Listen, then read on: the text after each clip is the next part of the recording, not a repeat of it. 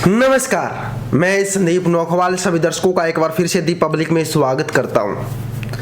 इन दिनों काफ़ी चर्चाएं चल रही है अडानी ग्रुप के कंगाल होने की, क्योंकि अडानी ग्रुप के शेयर लगातार गिरते जा रहे हैं। ऐसे में अर्थव्यवस्था को लेकर, भारत की समृद्धि को लेकर हिंडनबर्ग की रिपोर्ट में काफ़ी सवाल उठाए गए थे और अडानी ने कहा था कि यह हमला अडानी ग्रुप पे नहीं बल्कि भारत पे है। इसके पीछे मैंने काफ़ी सोच विचारा और उसके बाद निष्कर्ष निकाला है कि ये बात बिल्कुल सच है। अडानी ने बिल्कुल सच कही है कि हमला अडानी ग्रुप पे नहीं बल्कि भारत पे है, क्योंकि अडानी ग्रुप है तो सरकार है तो अडानी ग्रुप है, यानी दोनों एक दूसरे से इंटरकनेक्टेड है। वो साफ साफ एक कहावत आपने सुनी होगी कि दोनों हाथों से थाली नहीं बन सकती। वैसे ही अडानी और सरकार दोनों एक साथ शौक से चल रही है।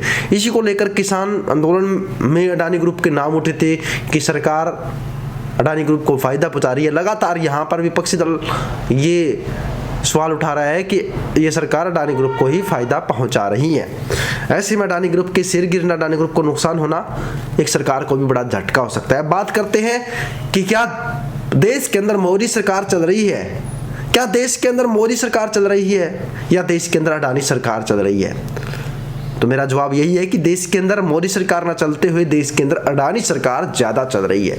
ऐसा आरोप मैं नहीं लगा रहा बल्कि विपक्ष लगा रहे हैं। ऐसा आरोप मैं नहीं लगा रहा बल्कि किसान लगा रहे हैं। यहां पर एक और बड़ा खुलासा हुआ है कि अडानी के रिश्तेदार सेबी में बैठे हुए, यानी जो शेयर मार्केट कंट्रोल करते हैं, सेंसेक्स निफ्टी जहां से उत्पन्न होता है, पैदा होता है, यानी सेबी जो शेयरों की निगरानी करता है, वहां पर उनके रिश्तेदार बैठे हुए हैं।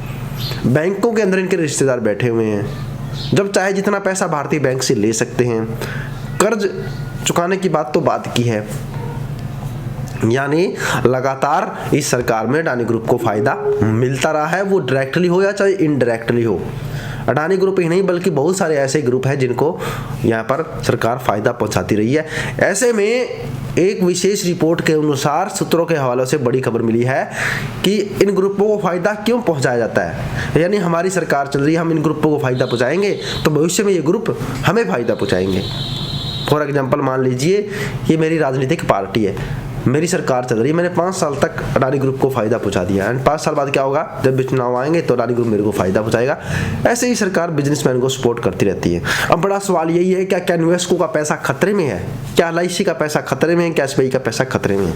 तो साफ साफ जवाब देना चाहूंगा कि अडानी ग्रुप के भाग जाने से या अडानी कंपनियों के बंद होने से देश की अर्थव्यवस्था थोड़ी सी देर रुकेगी, रफ्तार रुक जुड़ जाएगी, नुकसान भी होगा, बहुत कुछ होगा, क्योंकि देश का लगभग, अगर सभी ग्रुपों की बात की जाए तो लगभग 1 से 5% पैसा अडानी ग्रुप के पास है, जो बहुत ज़्यादा नहीं है, बल्कि 95% पैसा सिक्योर्ड है।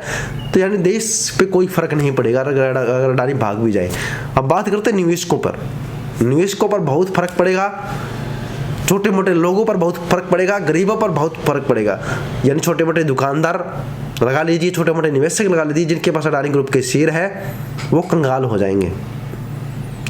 लेकिन अगर फंडामेंटल देखा जाए तो अडानी ग्रुप के फंडामेंटल काफ़ी स्ट्रॉन्ग है। कोई भी सरकार आए, कोई भी पार्टी आए, लेकिन अडानी ग्रुप की जो कंपनियां, चाहे वो टोटल गैस हो, चाहे ग्रीन एनर्जी हो, चाहे वो इंटरप्राइजेज हो, कोई भी कंपनी हो, अच्छा काम कर रही है, अच्छा प्रदर्शन कर रही है। ये रिपोर्ट से एक बार फर्क जरूर पड़ा है, लेकिन अडानी ग्रुप उभर जाएगा। ये बात अलग है कि सरकार इसको फायदा पहुंचा रही, नहीं फायदा पहुंचा रही, ये एक आरोप प्रत्यारोप लगते रहते हैं। लेकिन फंडामेंटल देखा जाए तो अडानी ग्रुप के फंडामेंटल काफ़ी स्ट्रॉन्ग है, तो निवेशकों को डरने की कोई जरूरत नहीं है।